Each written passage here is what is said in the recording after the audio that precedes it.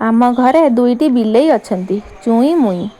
ଆର ବର୍ଷ ଯେତେବେଳେ ଯାଇଥିଲି ଛୋଟ ଥିଲେ, ଏ ବର୍ଷ ଗଲା ବେଳକୁ ବଡ଼ ହୋଇଗଲେଣି। ସବୁଠାରୁ ଭଲ କଥା ଯାହା ଦେଲେ ତାହା ଖାଇବେ। ଶୁଖିଲା ବିସ୍କୁଟ, ମିକ୍ସଚର, ମାଛ ଭାତ ତ ସବୁଠୁ ପ୍ରିୟ। ରୁଟି କ୍ଷୀର ମଧ୍ୟ ମହା ଆନନ୍ଦରେ ଖାଇଥାନ୍ତି। ସେମିତି କିଛି ଗିନା ତାଟିଆ ନାହିଁ, ତଳେ ପକାଇଦେଲେ ଖାଇନେବେ। ମୁଢ଼ି ଚୂଡ଼ା ସବୁକିଛି। ବରା, ଆଳୁଚପ, ପକୁଡ଼ି ଯାହା ଦିଅ ତାହା ଖାଇବେ।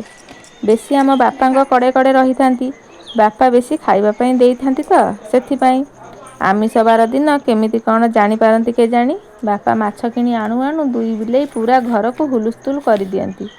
ସତର୍କତାର ସହିତ ମାଛ ବାଛିବାକୁ ଓ ଭାଜିବାକୁ ପଡ଼େ, ନହେଲେ ଖଣ୍ଡେ ଦୁଇ ଖଣ୍ଡ ମାଛ ଗାଏବ ହୋଇଯିବ। ସେଇଦିନ ହିଁ ଏଇ ବିଲେଇମାନଙ୍କ ଉପରକୁ ବିରକ୍ତି ଲାଗେ।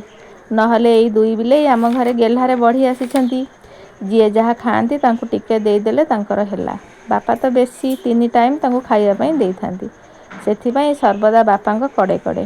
ଏହି ବିଲେଇ ଦୁଇଟାଙ୍କ ପାଇଁ ଆମ ଘରେ ବିଷାକ୍ତ ଜୀବଙ୍କର ଭୟ ନଥାଏ। ଯାହାକୁ ଦେଖିବେ ସଙ୍ଗେ ସଙ୍ଗେ ଶିକାର। ଭାରି ଶିକାରୀ ଏଇ ବିଲେଇ ଦୁଇଟି। ଘରକୁ ଯାଇଥିଲି, ଏହି ବିଲେଇ ଦୁଇଟାଙ୍କର ହାବଭାବ ଦେଖି ଭାବିଲି ଭିଡ଼ିଓ କରିନିଏ ମୋର ମିନି ଭ୍ଲଗ୍ସରେ ଛାଡ଼ିବା ପାଇଁ। ଦେଖୁନାହାନ୍ତି ମୁଁ ଭିଡ଼ିଓ କରିବା ପାଇଁ ମିକ୍ସଚର ଦେଇଛି, କେମିତି ମହା ଆନନ୍ଦରେ ଖାଉଛନ୍ତି। ସବୁକିଛି ତ ଖାଇବେ। ମୁଁ ଯାହା ଲକ୍ଷ୍ୟ କଲି, ମାଛ ଭାତ, ଭାତ କ୍ଷୀର, ରୁଟି କ୍ଷୀର ତାଙ୍କର ସବୁଠୁ ଅଧିକା ପସନ୍ଦ। ଏହି ଖାଦ୍ୟକୁ ମହା ଆନନ୍ଦରେ ଖାଇଥାନ୍ତି। ଆଉ ବାପା ନିଜ ଖାଦ୍ୟ ସହିତ ବିଲେଇମାନଙ୍କ ପାଇଁ ମୁଠା ଦୁଇ ମୁଠା ଭାତ ଅଧିକା ଆଣି ତାଙ୍କୁ ପ୍ରତିଦିନ ଖାଇବା ପାଇଁ ଦେଇଥାନ୍ତି। ସେଥିପାଇଁ ପରା ଚୁଇଁ ମୁଇଁ ଆମ ଘରେ ବେଶ୍ ଖୁସି ଓ ଆନନ୍ଦରେ ଅଛନ୍ତି। ବିଲେଇ ଦୁଇଟି ଆପଣମାନଙ୍କୁ କିପରି ଲାଗିଲା ନିଶ୍ଚୟ ଜଣାଇବେ। ରହୁଛି।